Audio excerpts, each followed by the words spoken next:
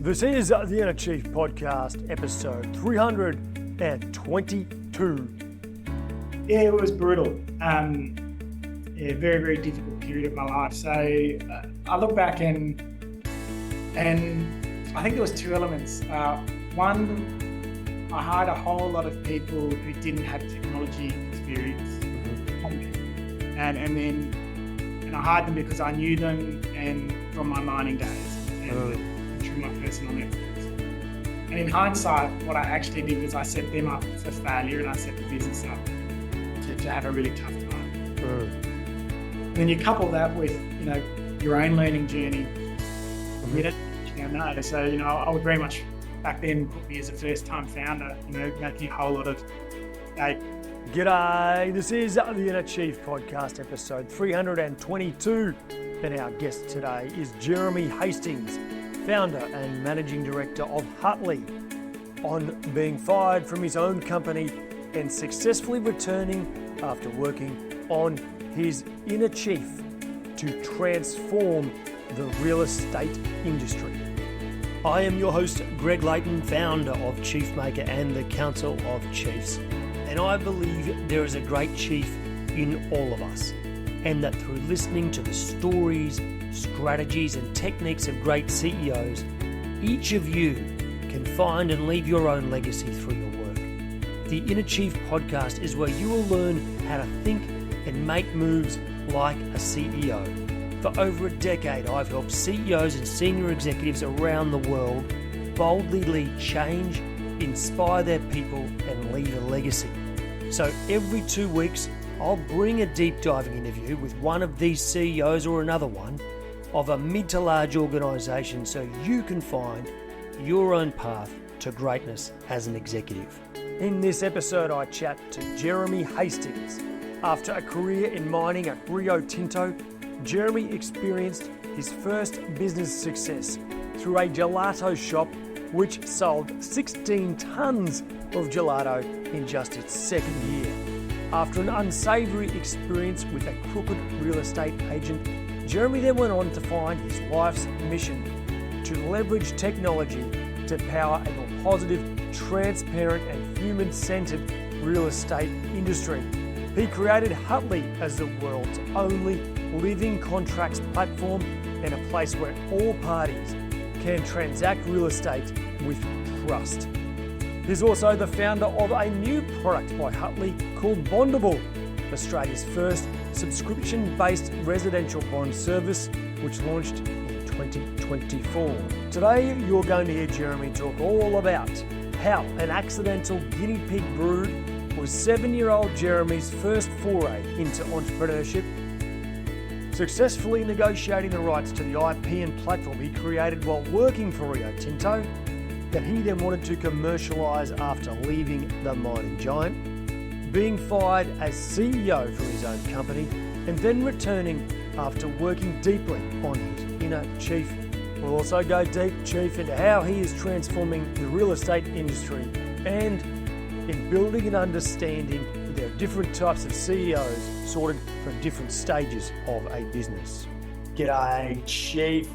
Now, are you in need of an operating rhythm? An operating rhythm is that schedule of meetings. Actually, it's a bit more than that. It's a system, the drumbeat of your team. And what it will do if you get it right is it will create the culture, it will drive the results, it will bond the team together, it will handle risk, help you see around corners, create creativity, embed the rituals and traditions of your team. There is so much that an operating rhythm can deliver when done right. So Chief, if you'd like to know how to do that, just get our full free resource on it. Just go to chiefmaker.com/operating rhythm, and there's a detailed PDF there with all the hows and whats and whys, some of the pitfalls, and an example schedule for you to follow. chiefmaker.com/operating rhythm and create the drumbeat for success in your team. Chief, before we get into today's episode, if you would like to nominate a CEO as guest of this show, drop us a line with your nominated guest on info@chiefmaker.com.au and we'll check out and see if they are the kind of chief we want to have on our show. All right, Chief, without any further ado, here is our incredible guest, Jeremy Hastings, the founder and managing director of Hutly. Righto, Chiefs, we're here with the one and only Jeremy Hastings, founder and managing director at Hutly. Jeremy, welcome to the Inner Chief podcast. Thanks for having me, Greg. Looking forward to the chat. Hey, mate, look, you've got a really interesting history, and I can't wait to get into more the career version of that, but we have a great tradition at the Inner Chief. We love to know where our CEOs come from. Can you just tell a little bit of a story that sums up your childhood and early life? So I grew up in Sydney originally and was there to university, but for a short period of time, we lived in Brisbane. And I guess one of my fond memories from Brisbane were in Brookfield on a couple of acres, long before Brookfield became the Brookfield it is today. And my first ever business was actually there. So Mum had bought me 2 guinea pigs. We thought they were both male. Turns out that wasn't the case. And so I found breeding guinea pigs. And at the peak of the market, I had 28 pigs and would sell them to local pet stores. And wow, it's kind of like the Snoop Dogg of guinea pigs. And then Snoop Pig. Great cash business. And then we had some family friends visit from down south, and they brought 2 Jack Russells up with them. And overnight, Jack Russells killed all the guinea pigs. And so I woke up, little 7, 8-year-old, carnage in the back garden, blood everywhere, 2 very thin dogs, and no pigs to be seen. And so that's how I think about black swan risks. So I've taken that learning throughout my whole career. Wow. Okay. First of all, how much did you make a guinea pig? What's the going rate for a guinea pig in there? Back then, not much. A few bucks. A few bucks, right? Yeah, but I was. And that's important money when you're a kid. Yeah. Oh, it's fantastic. Yeah. Wish I knew about compound interest, but. Well, most of the chiefs that have been on the show, they quote their first ever hourly rate as being significantly under $5 an hour. Yeah, mine was. So my first job was $4.53 an hour. Yeah. And it was a McDonald's in Gordon in Sydney. And wow. Yeah. I loved it. Hats off to Macca's. They really nailed the formula back then of get a whole lot of young people working together and people didn't really care about the money as much. It was more camaraderie. So Macca's really nailed the whole training and culture element, I think, very early in the business. Yeah, gee, we've had a few chiefs who spent time at Macca's. Definitely quite a few chiefs who spent time there, yeah. Number 1 on the grill. So I still have that pin at home, big moment in my life. Wow. Age 14. Number 1 on the grill, how good is that? You've hit heights. Yeah, and does your wife now remind you that after a big day? I don't think you want me anywhere near the grill now. No, she says I'm a very good cook, but I question that. So okay, mate. What was your first ever car? 1976 VW Golf convertible. Convertible Golf. Yeah. So it was soft top. It was a little machine, and I remember my brother and I co-owned it. He was an older brother, owned it as well. But shared ownership of this car, and I remember being at a mate's place. There was an RMA. Mechanic that you could pay him $50 and he would teach you how to fix and do something on the vehicle. So we changed out the distributor, the radiator, water pump. We learned everything about that vehicle and really set me up later in life. But I remember fixing the water pump and having that fixed. And then my mate, Greg Fletcher, says to me, he's still a very good mate today. He says, we should put speed stripes on the bonnet. I was like, that is a cracker of an idea. So I text her, pull out the old Nokia 6210, text my brother and say, I'm going to put speed stripes on it. He goes, oh, you're not. You're not to do that. So, yes, I am. So we spray paint speed stripes on this vehicle, which, wasn't a fast vehicle, but it made it look good. So look good. Were the stripes straight? That's the big thing of the home job back in the old day. I remember seeing a few of those drive around, and those stripes often were pretty crooked. Oh, no, if it was me, it would have been messy as anything because I don't have attention to detail. But Greg is an absolute OCD. So it was taped to the absolute... Perfect. Yeah, so it looked beautiful. Yeah. Thank God for the Gregs of the world, hey? I know. He's said many times over 40 years, I can tell you that much. Okay, mate. Now, listen, before we start talking career, you actually did a little bit of volunteer work back in the day as a camp director at St. Vincent de Paul camps. Can you tell a bit of a story about the power of these kind of camps and how that's shaped like your character now you're getting older? Yeah, absolutely. Yeah. Like the camps were designed for underprivileged children, and so a lot of the children were from, uh, either it was respite really for the parents. So, but we had some children that were also in witness protection programs from their Mm. parents. So, Wow. really, really tough. Like you sort of get a really good feel for, just the challenges and issues and life that a lot of people are unfortunately brought up in. And I remember lots of stories from my time working for Vinnie's. I did it for about 5, 6 years. But as a camp director much later in my career, I was about 18, 19 at the time, and then early 20s as well. I had one child, a Sudanese refugee, and when she was over in Sudan, was looking after the baby while doing her homework. The baby rolled off the table and unfortunately died. And so, in coming to Australia, the family blamed this child who was 7 years old for the death of the infant. And we found out about it because when she took off she went to get changed to go and have a shower, and one of the staff noticed that she had a lot of scars on her back.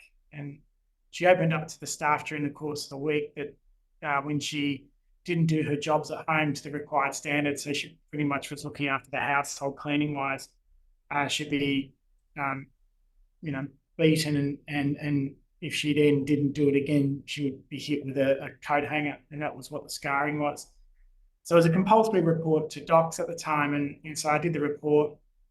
And docs rang me towards the end of the week, and hats off to docs. So this is certainly not a criticism of docs. That they work in very difficult circumstances, but they rang me and said we don't have any staff to notify the family that this child's not going to be returned to their care until they've investigated it. So it was my job, because technically I was the guardian for that week, to meet with what I thought was going to be the father at Hornsby train station to notify them that the child was going to be not returned for a period.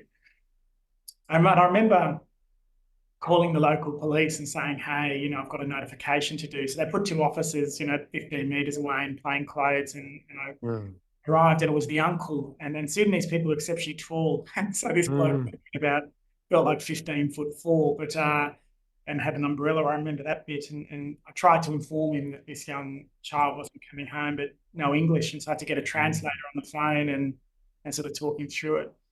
A week later, I found out that they did the investigation. The child was returned to home because they didn't have any way of housing that child, and that they would do weekly check-ins. And so I think the impact on me, pretty profound. I can remember, that's not the only story from those times, but just the, how lucky we are, I think, to, in many respects, looking back, no matter how hard life is, there's, really tragic circumstances out there, and it gives you a really interesting perspective and a way of looking at things. So I'm now very passionate about, sort of one of the things that probably led to Hutly's, founding Hutly, but I'm very passionate about people having a safe, stable and certain home. Yeah, it's a remarkable story. You sort of went through this period with SVDP and then university and things. You ended up going to work for some of the mining giants, Glencore and Rio Tinto. What did you learn during that period of your career? These are big organisations with a lot of sophistication. What did you learn during your time there? Yeah, I had a very interesting job. So my job was outrage management. And so essentially what that is if you have a fight with your partner or spouse and you prove them wrong with science, does their anger go up or down? And it goes up. Like, people don't like to be proven wrong with science. And so Rio back then were very attuned to this, and Rio are very aware around the psychology of communities. And so we'd go into communities, and rather than try and sell science or data, you would actually stop and listen and unpack the issues and concerns. And that might take a week, 3 months, 3 years. Some communities take a long time. And so I had the privilege of working in many remote Aboriginal communities all around Australia, both directly with those communities as well as auditing different operations. Went to Canada, Mongolia, so South Gobi Desert, where Torbu is. And I think, so my reflections there are sort of twofold. One was the importance of stakeholder engagement and stakeholder management, and I've taken that learning throughout my whole career, especially in founding a business. You have a range of stakeholders from employees to shareholders to your external stakeholders, and the importance of understanding their needs and issues and taking the time to listen, the important skill. And then I also learned about things that I didn't like. And I think when I look back, I learned a lot about organizational culture and change management. I learned a lot about cost centers. When you look at mining, what people don't understand is a mining operation, there's no such thing as revenue. That's looked after in Singapore by the commercial team. All you worry about is cost centers in managing money. And so I never learned how to make money. I learned how to operate a really efficient business and keep dollars per ton down, but I never learned how to make money. And so it was an interesting time, and having unlimited resources to solve a problem is actually a really dangerous trait to develop. And that was another one that I sort of developed over time, unbeknown to me at the time. But I do look back from a leadership perspective. You've got best-in-class leaders. You have a whole lot of really good people, good system structures, and a lot of investment went into my development. So I did my Masters of Law and a Masters of Mining Engineering while I was at Rio, and analysed their executive development program down in the Mornington Peninsula. So I was very fortunate. I can't speak ill of working for Rio, and I look back a lot of fond memories and a lot of learnings. Now, amazingly, along this journey, you decided to leave all that behind and start a gelato shop. Now, look, I would back this 100%. I love gelato. So I think it would be dangerous if I did it because I'd just be eating all the product. But you did this in an old garage, and if we might say so, perhaps at the very beginning without the necessary approvals. It was an illegal cartel. So it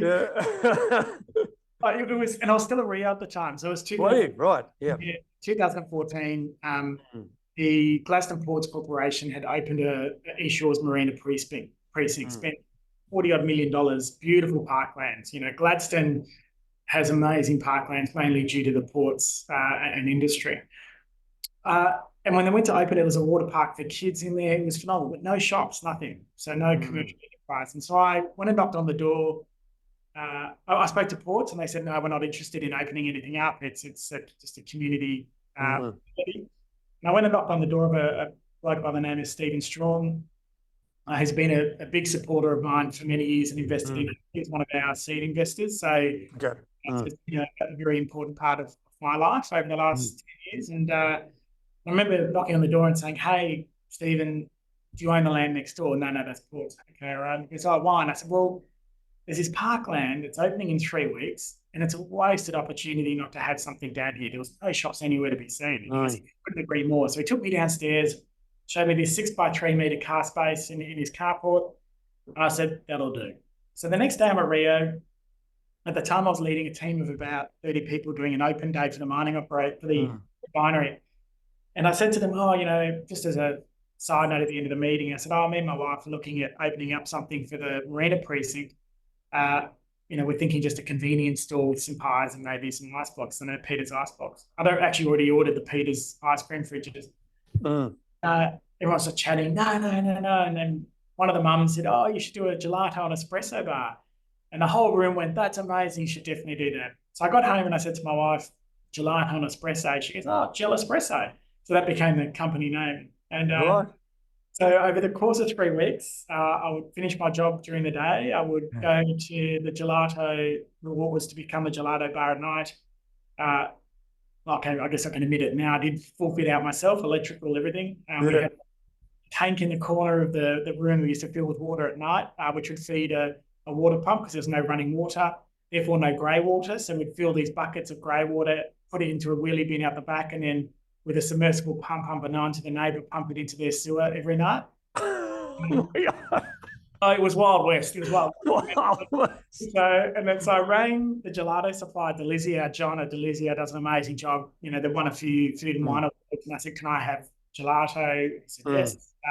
I said, where do I get a freezer from? So we ordered a freezer, ordered a coffee machine, and got it up and running in 3 weeks. Fitted out everything. No front door. So I got a security grate just to be the front door of the port. Anyone could have broken in at any time. So anyway, opening weekend, And for some strange reason, someone comes to buy gelato. And I'm like, this is ridiculous. Like, I do not deserve to be selling gelato right now. This real imposter sort of element. Yeah, sure. Yeah. Anyway, the line got longer and longer. So it's now down the street. We sold 16 tons in the first year. And so 16 tons of gelato. crazy. And then on the Sunday, the mayor hears about it. So the mayor, Gail Sellers, comes down, takes a selfie, Gladstone's new business, big celebration. Couldn't get a better start, front page of the paper, amazing business until I was shut down on a Monday. No food license, no planning approval, like nothing. And nothing. So council like, shit. So I meet with council. I said, we've got two options here. You can either stop us from operating, 7 families are employed, Gladstone's not in need in the market, or mea culpa, I should have done it, wasn't aware, let's just solve for the approvals. So they agreed to solve for the approvals. They said on one condition, you put a front door on. So I frantically get on the phone, put a roller door in over the days. Then day 3 was back up and running. So Wow, good job. We grew that into a restaurant wine bar, 25 stars. It was called the Docket Issue. We won a few Australian Good Food and Restaurant Garden Awards 3 years ago. And it was a very successful business in the end, but until COVID. COVID. Every small business owner's best friend, hey? Yeah.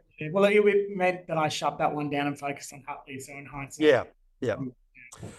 Sometimes I think we have found a little bit the same. All those years were very difficult. It has actually forced us to pivot to something probably even better, right? Yeah. So let's talk. I call it my mini MBA in solvency law. So, so if anyone ever wants, you could sell that. I think safe harbour rules, or they want to talk about how to navigate that world, I'm your guy. So I was reading in the business papers this morning that insolvency is at its peak since the GFC. So you probably make good money out of a mini MBA in insolvency right now. It's not a place I want to play. So, no, it's not the most enjoyable space. Now, Chief, do you want to take your game to a new level, or that of your people? Our mini MBA in leading high performance teams now has the highest NPS of any mini MBA style program in Australia at 91. Why? Because when you do the program, you get immediate and tangible performance improvement. You get dedicated time working on the business as opposed to away from it. We have a practical, real-world approach that we teach frameworks that you implement in your business as we go, and then you share and learn with your peers and with me as your coach. So the cost benefit is immediate, right?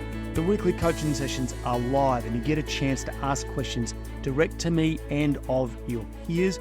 And the time management is completely achievable because you're only spending a couple of hours a week on this at max, and those 2 hours are actually working on the business. So if you want to add something that really changes your game, that helps you become a real master of transformation and change, and to inspire your people and love your job, check out chiefmakeup.com/mini MBA. Okay, well, let's talk about this transition to Hutly. You launched in 2018, and what Hutly is, it's an Australian-based technology company that connects people in property at the time of a real estate contract to make them more productive and successful.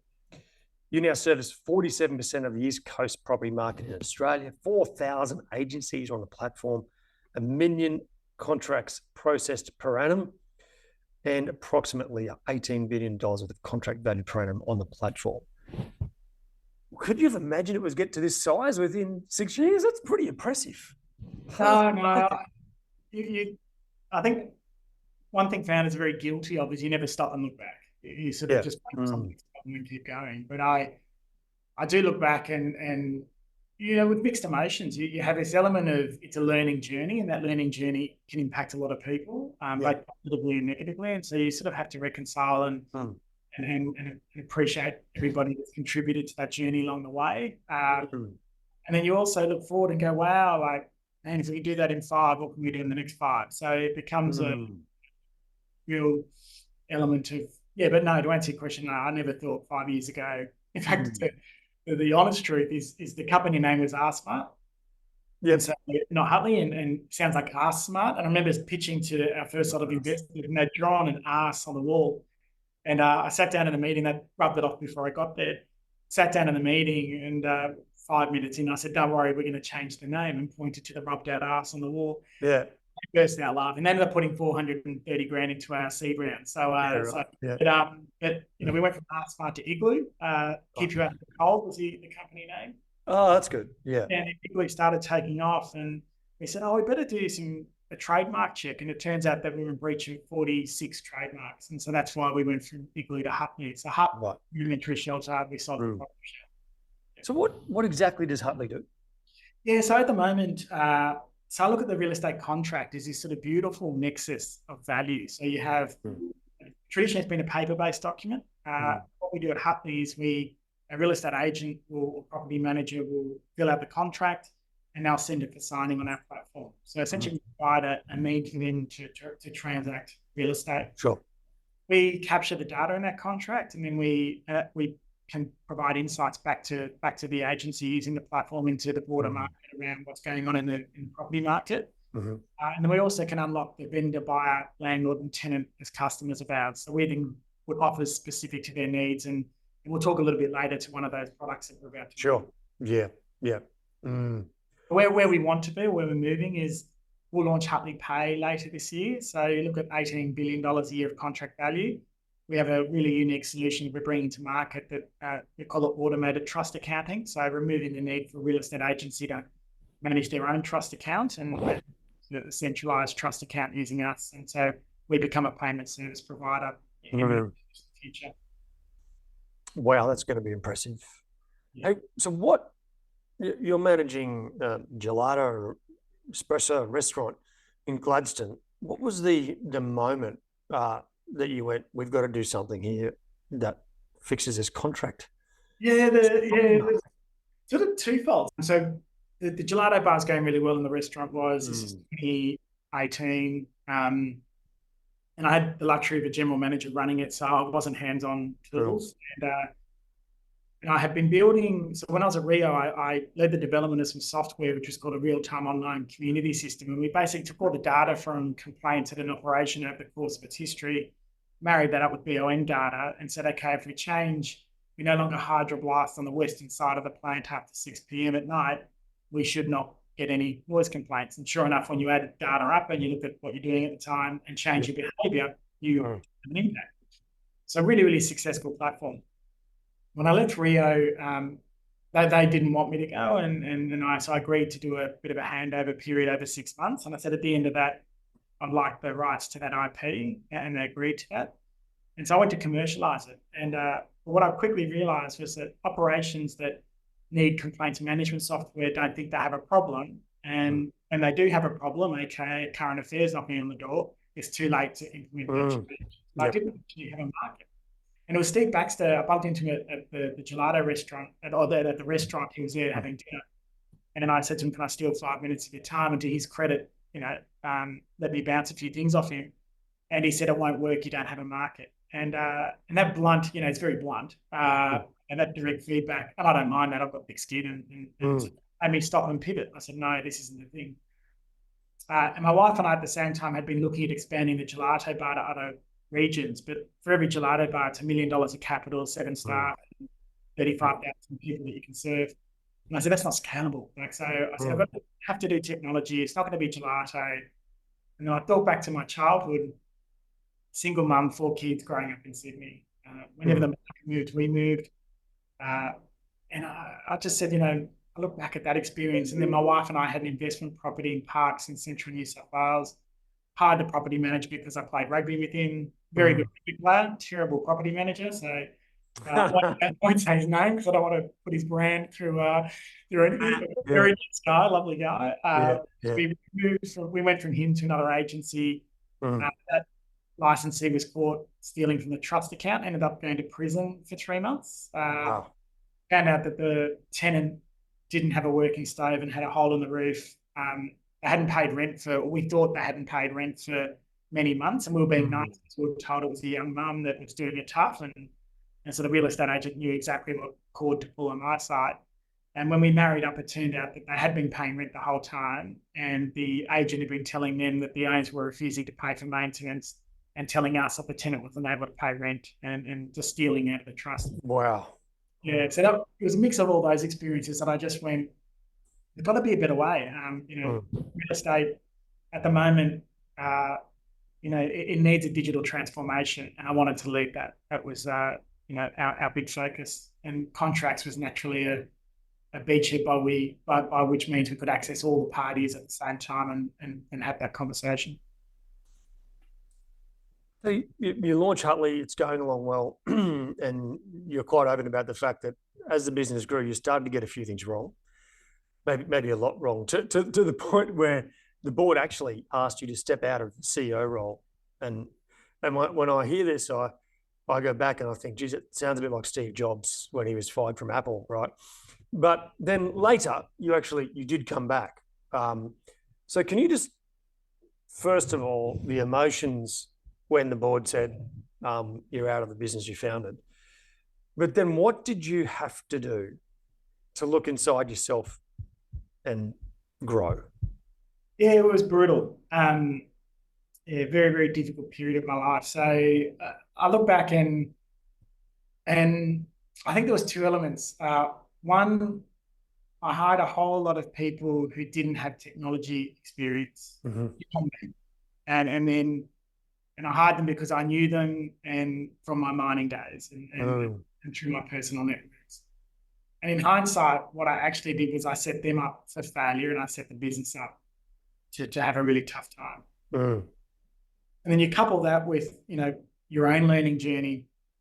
And you don't know. So, I would very much back then put me as a first-time founder, making a whole lot of mistakes. And I had a very difficult stakeholder at the time who I think I managed well, but it didn't lead to a great outcome on a trial that we were doing in Queensland.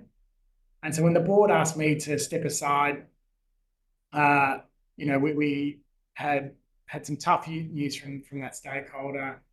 Had a whole lot of staff who were very unhappy with my leadership style, and when the board said, "Hey, you need to step out," I sort of listened to it. Under the shareholder agreement, I could have said no, bugger off. But I think when you're getting a tap on the shoulder like that, you really need to stop and take some time to reflect. So, and I don't hold any ill will for the board at the time. And ironically, it was the same board that then voted me back in, me back over. So I think they acknowledged that I'd gone on the journey that I needed to.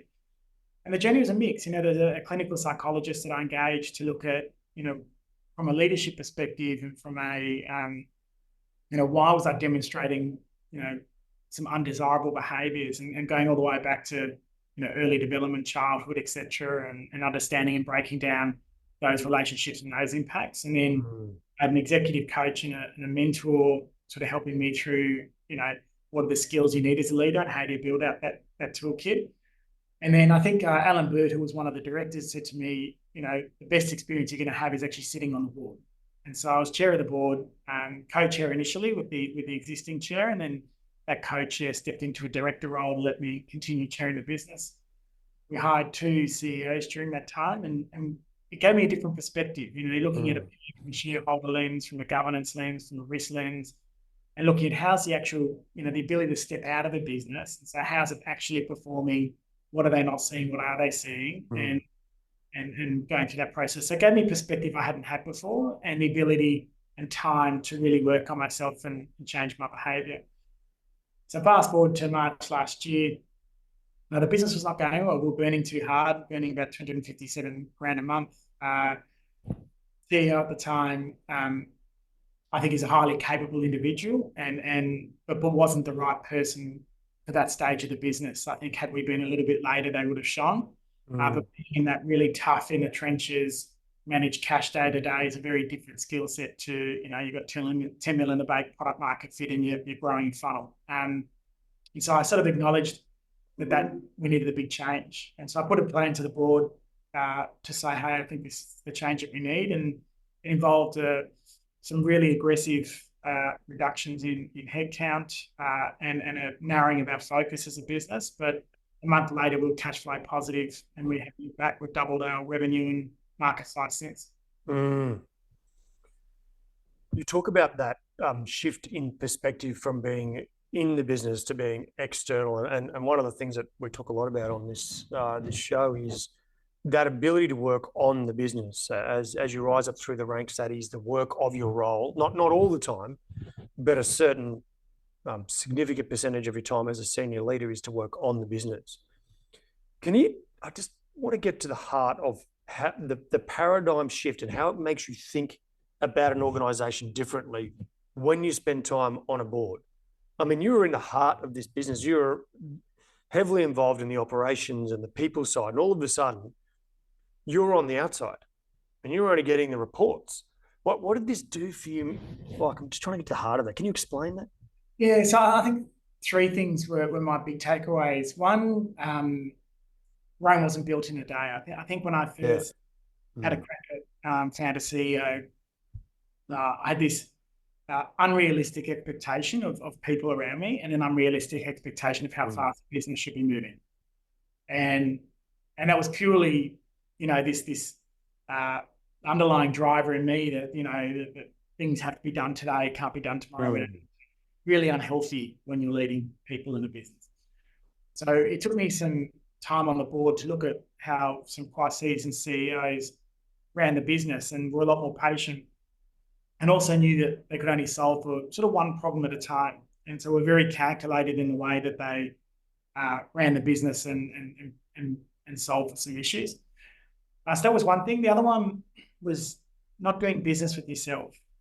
And Hutly has a really bad habit historically of doing business with ourselves. We focus more around, and this is probably looking back at my corporate experience as well, a big problem in big corporates is you worry more about creating systems and procedures and you get in this really vicious, dangerous place of thinking that you're doing important work, but actually you're not focused on customer and revenue, and therefore you're being ineffective. And so I kind of looked at the business back then and we weren't hitting revenue targets. We weren't doing everything we should do. And that's because we spent more time looking at ourselves rather than focus on customer.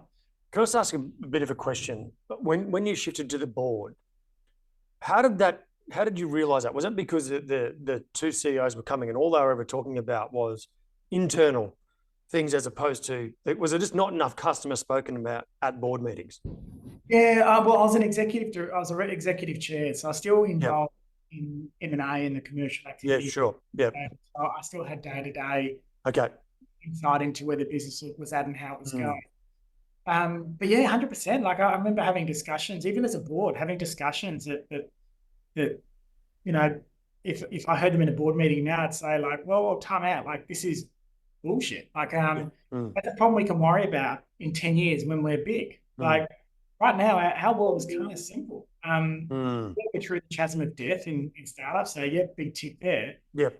But now it's about getting the foundations right and putting the right people in the right roles in the right functions to be able to getting our go-to-market funnel working, getting those fundamentals right. We can start worrying about some of the luxuries, I call them, later on. And I think we spend more time focused on things that we weren't big enough yet to actually turn attention and energy to. That creates lack of focus, it creates confusion in the business and gives air to things that really probably don't need air at that point in time. Not that they're not important, but giving air to things that aren't that important at that point in time. If you don't mind, Jeremy, I just wouldn't mind touching on this personal growth journey. When you said you spoke to a clinical psychologist, tell me if I'm going down a place you don't want to talk about. One of the great challenges I speak to a lot of people, and they get told, hey, you need to do some personal growth. But often you don't know where to start, or you don't know the process to follow. So even things like dealing with stuff from childhood that's now playing out in the corporate world that you've got no idea that there's a connection. Yeah. Or maybe it's your shadow self, or maybe there's an element of you within your personality that under pressure, you revert to something that is really unhealthy. Can you give an example of something you discovered and what was the process you went through to understand it and, for want of a better term, sort of resolve it or grow through it? Yeah. So if I look at the 2 year, I call it the sabbatical, 2 year sabbatical.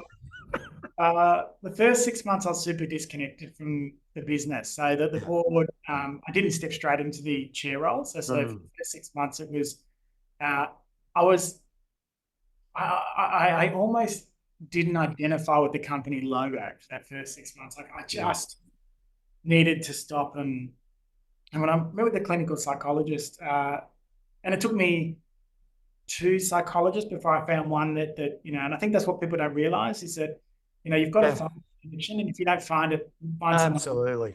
Yeah, you got the same with coaches and mentors and board members and things. You've got to find the right fit. Yeah. And so I found the right fit. And in my childhood, I guess when you look at it, there's a whole lot of instability in my childhood. There was, and it's not a criticism of mum or dad, but it was just the reality of what I lived. And so I had to really unpack. And I think that's, that driver of got to fix it is, really was born early in my life and can be a really helpful skill, but can be very unhelpful. And so it's finding the right time to use those skills to your strength as opposed to overutilizing those when you're at times of crisis. So so the psychology work was interesting. That was probably 6 months of not being my full self and going that journey. My sister said to me, a good part of that, I spoke to my sister, my brother, my mother, had a bit of homework, in between sessions. And as much as they wanted to unpack stuff, I had to draw on some of that. And my sister was like, I can't believe you're doing this. I've bottled that shit up. So she was in awe about, even being open to that process. Yeah. She's very very capable, high EQ. And so but even she was, that's a brave thing to do. And so I went on that journey, very emotional, very difficult at times, but you then quickly start seeing how those early years have manifested into your leadership and how they're not sustainable and how you've got to build out that toolkit over time. So the second year, so the 6 months was self. The next 12 months was really learning about being on a board, learning about, and getting across the business from a very different perspective. And then the last 6 months was, I'm ready. I backed the CEO in. I was part of hiring that CEO. But when things weren't going in the direction that I knew they had to, and I was looking at the market, this is the perspective you get. The market was demanding cash flow positive, and they were demanding that you had unit economics right around your product. We didn't have either. And so really boiled down to, I've done the work, got the perspective, and I can see where we need to take the business and I need to, if it goes south, because back then we were lower on cash, I said, if it goes south, I prefer to be on my watch than someone else's, because I don't think I'd ever forgive myself if went south without being there. Sure. You're talking about these bold moments in your the business, speaking about personal growth and transformation there, but then there's this business transformation, and there are times in a business where you just get to this place where you realize a bold change is needed. I suppose you've demonstrated that through this particular, the pitch you said to the board about cutting costs and getting clear, and you've got these new products in the pipeline. Is there anything you sort of want to say about the importance of the transformational stages of a rapidly growing business? Yeah, I was super naive when I first started. Like I kind of said, those people that are starting with me on day one, I had I had this view that if they're still shoulder to shoulder with me in 15 years' time, great, and they're really naive. View. I think as the business grows, people come with great. I guess my reflections are people come with great intent. They want to do a great job and they put all their energy into the business. And I deeply appreciate the contribution that everybody makes. I think finding the right person for the right role at the right moment is one of the biggest challenges we have as leaders, and have a really positive impact on the business. But if you get it wrong, it can also have a very negative impact. And so I look back and I go, well, for this horizon that we're looking at right now, we've just hired a CTO, John Natsioulis, who was ex-GM of architecture technology at PEXA. So very, very seasoned leader and technologist. And just seeing somebody come into the business with that level of experience and really practical way of his tools to the table, it's been really impressive, and I've really enjoyed working with him and seeing the positive impact it's had.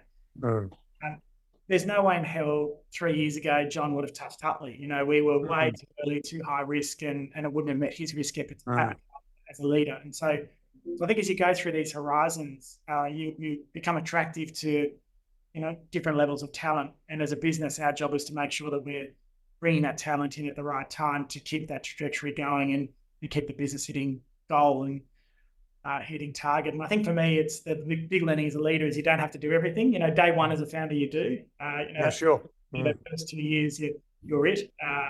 But now my job is just to get out of everybody else's way and enable them to be successful in their job. And that's a very big transition to go feeling this great responsibility for everything to actually just letting people do the best job that they can. You're about to launch a new product called Bondable as a part of your Hutly stable. And what I'd like to touch on here is the product development life cycle in particular. That what you're launching is actually fairly removed from what you thought initially. How did you go through that? Because there are a lot of organizations out there thinking, hey, we've got to grow, so we're either entering new markets or writing new products. They're sitting here going through this battle, right? To drive more revenue, right? Let's be focused on the customer. How did you go about this process? Yeah, so I'll talk to Bondable in 2 seconds, but what Hutly has established is essentially a zero cost of acquisition of customers. So what happens when somebody signs a tenancy or an agent generates a tenancy agreement? They send it through to the tenant to sign. We have what we call our offer service. So we say to the tenant, would you like your lights turned on? Yep. As an example. And if they say yes, we sell that referral to a utility company. It pays us to then activate the tenant's electricity bill. So no cost to the tenant, but a great outcome for them. And they start day one with power. And so we found this really interesting offer service. And we said, okay, well, what products and services can we put into that offer service that's at the right time, that's meaningful to the tenant and is value? And I've rented pretty much my whole life. And so I still rent today. So Bondable. I'm hoping Hutly goes well so we can buy a house because my wife has had enough of renting as a hire. But Bondable was born from a problem that I was experiencing. We'd move house, we'd pay this exorbitant bond, 3, 4, 5 grand, that would sit generating interest for the government and was money that I couldn't use and had no utility to me at a time of my life when I've got 4 kids and 5 grand is very meaningful. And so I said, how do I solve for that? And so the first product, Bondable, when we launched it back in 2 years ago now, is not the product it is today. So back then it was, we paid the money to the statutory authority on behalf of the tenant paid us a subscription, and we took on a capital risk associated Capital with risk, yeah. And as interest rates go up, that model doesn't work. Especially where interest rates are at the moment. So we canned that. And then the other issue was that, okay, it's great you're solving a tenant problem. So back then we had an 88.5% click-through rate from tenants, but the agent was like, well, if there's no bond, there's no hook. And if it's not their money, they're not going to be a good tenant. And so we said, okay, well, so the second iteration, beta 2, was how do we solve for the agent's problem? And so we came up with this claim process where the agent can put in a claim and we instantly pay it. We then mediate the outcome between the tenant and the agent, and once they agree to settlement, the money gets paid back to us. And we solve a cash flow problem for the agency and landlord, and we solve a recovery problem because the recovery becomes Hutly's issue. So we've gone from a product that was, and it's a bond guarantee, so we no longer pay the capital. We just guarantee the bonds. So we've gone from a capital to no capital risk. We do KYC, AML, and a credit check on the tenant. So we've gone from no checks on the tenant to only offering the product to people with a healthy credit score. And now we're solving a meaningful problem for the agent. But that wasn't enough. The agent said to us, love it, great, that is great, but how do we know that Bondable, what happens if you guys fall over? What happens to our guarantee? So we then went, yeah, good point. So we then worked with an insurance company and we're now insured. So every bond guarantee is insured. So there's no risk to the agent consumer, the tenant, or to the government around Bondable not being able to make good on any guarantee. And so that process took about 18 months. We go live next week. All of our beta versions, we've got paid subscribers on all of our beta versions. We've got our market fit, and then we had to go through the ringer with the Real Estate Institute of Victoria. So they're backing the product. So they're supporting the trial with their entire network. They're a technology partner of Hutly's, or we're their technology partner. But we had to go through their finance risk assurance committee, through their lawyers, make sure it was legal, compliant, and get comfort around mechanics of the product. And we tested over the 3 betas the RERV network. And so we're actually launching next week with the support of the RERV in Victoria, which is great. So Bondable is essentially a subscription for a tenant's bond. They pay $19.99 a month, never pay a bond. We give a guarantee to the landlord, which is just as safe being insured as a cash bond with the statutory authority, and we solve a recovery and collection issue for the agent at the other end. So, we've already had a case where, to give you an example, an agent rang us in November, bond guarantee, an Argentinian tenant had buggered off back to Argentina, rang us and said, what is this guarantee? We said, oh, how much? He goes, oh, $1,100. We paid it straight away. Could not believe it. He said, what do you mean you're paying $1,100? We said, no, that's how it works. It's instant payment on a claim. So he was over the moon. He was like, you're kidding me. We've been the guy in Argentina. We said to the guy in Argentina, you owe this $1,100. And he goes, we're in Argentina. What are you going to do? And we said, oh, no worries. We're, as a credit reporting agency, that will now go on file. So if you ever want to come back into Australia, you're going to have to face up to that. And he paid within 6 hours. So just the concept of, even with bad actors, on the tenant side, we've managed to demonstrate that we can recover those, which is our risk anyway, not the agents. So. That's right. Yeah. Wow, what an awesome story. Okay, Chief. Now more from Jeremy in a minute. Now recently, we continued our best of series and featured Isabel Newsley. We spoke about the CEO-chairperson relationship and overcoming the drivers of conflict. Here's what Isabel had to say about empowered decision-making. When I look back at early in my career, I did not always feel my footsteps. So I was somehow almost afraid of success or of power, because I learned that, and again, that's an unproductive pattern. Looking back, but sometimes these patterns are unconscious. So I learned that I thought whoever is in power tends to misuse or abuse power, and then I realized that of course that's not the case, that I can very well take on leadership positions that come naturally to me often, and I realized to fill footsteps and live up to the position and to the function.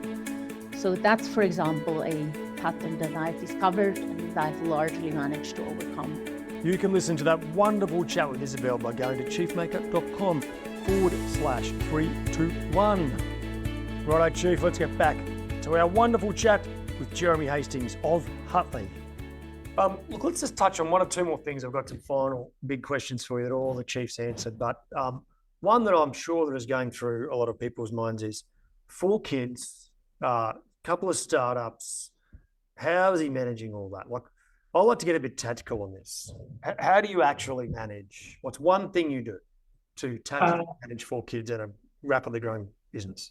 Apart from marrying the most amazing woman in the world who has been on this journey with me. So we were married when we did the gelato. I'd say that's strategic and very absolutely. So very wise. Yeah. She knew what she was marrying. No. So I'm very fortunate that Heidi is amazing. I think she often jokes, and I think she should. She wants to write a book called The Founder's Wife and talk about that sort of equation, because I think that's a very real unspoken part of being married to a founder. But on the father side, I don't have the answer. It's a big challenge. I get home and I struggle to switch off. And a lot of founders I speak to have the same issue. Being present is a constant challenge that you've got to be conscious of. I do find a lot of release if I play with the kids. That's a good way to switch off. Zerg, Buzz Lightyear on a trampoline is a go-to. So to infinity and beyond. Yeah, wrestling with 4 boys on a trampoline, you have no choice but to focus on not breaking in. Yeah. So for me, and then I do bath time, bedtime. So whenever I'm home, I do my best to contribute. I coach the under-9s AFL team, so I coach my son's footy team. I take all the boys to Nippers on a Saturday morning. So I just try and be as involved as I possibly can be. But it's tough. It's super tough. Yeah. Okay. Jeremy, let's get into some rapid fire closing questions that all our chiefs have a crack at. Okay. If you could form the ultimate executive team, cannot be anyone on the current team you've got or anyone you've had previously, and it's anyone from any time in history, who would you pick and why? Yeah, so I toyed with this, and purely because I like eating popcorn and see how humans behave, I would have to choose Musk, Gates, and Bezos, and put them put them in a room together. See how they go. And so, I'll be eating the popcorn, just going, let's see how this unfolds, and either magic would unfold or absolute carnage. Carnage, yeah. So, That'd be interesting. Musk, Bezos, Gates. Wow. Okay, that would be an interesting board. Okay. What's been the most valuable structured learning program of your career? Probably the Mount Eliza Executive Leadership Program that I did. I've got some exposure to some quite senior leaders in industries, and that was really valuable. What's the best advice a mentor or coach has ever given you? Yeah, forgive yourself. I think you have a habit of beating yourself up, and just forgive yourself. Take the learning, move on. It took me a lot to learn that. Yeah. What is your number one interview question when looking for senior execs to join your team? Yeah, so it might be different as we get bigger, but why? I want to be aligned on values and the motivation for joining an early stage company, because it's a journey for everybody. So why would you join us? Yeah. We're early stage. We're not guaranteed. Okay. What is the number one book you recommend for professionals wanting to go to the top? I can see a few books on your shelf there that I've read, from good to great. Well, you mentioned the right person, right role, right stage. So the book that I most recently read was around team topologies and looking at how you structure R&D function, development team. We've moved to that structure, and it's paid absolute dividend. So my go-to at the moment is around team topologies. Team topologies. Okay, well, we might get the link for that and I haven't read that one. Okay, can you nominate another CEO you hold with great respect you think should be on the podcast? There's a couple. So there's a gentleman by the name of Anthony Woodward, who's Record Point. Very interesting business, really, really interesting story as well. Gone from 2 founders to 1, and so Anthony, really interesting fellow. Okay, let's see if we can track him down and lure him onto the show. I can do an intro. Yeah, let's do that. Okay, if you could lead any company in the world, can't be Hutly, can't be Bondable, any of these, what would it be? Yeah, it's interesting you ask that. So because as a founder, you're always looking at what's the next thing, and I look at, AI certainly got a lot of hype. I think there's a lot in the carbon markets that are quite interesting. So, and also in the human development piece. So I have got one that I would say, but I think it's the next one that I'm going to do. So, but certainly I find anything that's looking at how do you marry up, global issues in a meaningful way. Is interesting. Yeah, sure. Okay, mate, what is a final message of wisdom and hope is vital for the next generation of executives? I feel for the next generation of executives, because I feel like it's already a really difficult time in walking around stakeholder expectations management. You've got a shifting Gen Z coming through, really shifting perspective in the workplace. So I think that be yourself. Like I've learned that as well. Be honest, be direct, and be yourself. Nice. Hey, Jeremy, thank you for the wonderful stories, the honesty and openness. Mate, I've just had a wonderful time, and I wish you all the best with Hutly and the new business of new product Bondable. We'll put all the links to that in the show notes. So thank you again. Yeah, thanks very much, Greg. Appreciate your time. All right, Chief, that sums it up for this week with Jeremy Hastings from Hutly. Gee, that's a wonderful story, and he's just such a genuine and awesome guy, Jeremy. He is doing some remarkable things. He's doing it in all the right ways. We wish him all the very best. Chief, all the links, all the resources to Jeremy and everything we've got there can be found at chiefmaker.com/322. If you want to stay in contact with us and get all the latest frameworks, details, deals, everything you can imagine, go to chiefmaker.com/subscribe. Now, Chief, if you're yet to rate the episode and subscribe, I hope you'll do so soon. It helps others see the magnificent value that the chiefs and gurus on the show bring to their life and career. So make sure you hit subscribe on your podcast app now, give it a 5-star rating if you think it's worthy, and leave a short review about your favourite episode. Righto, Chief. As always, remember to stay happy.